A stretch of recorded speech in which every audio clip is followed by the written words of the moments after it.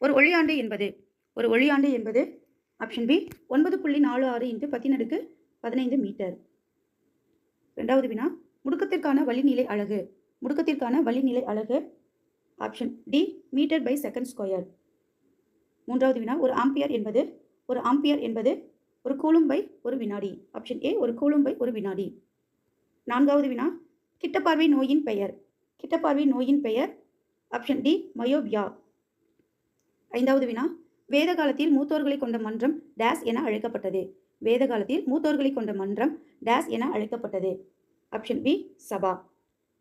ஆறாவது வினா, டங்கா எனப்படும் வெள்ளி நாணயத்தை அறிமுகம் செய்தவர்.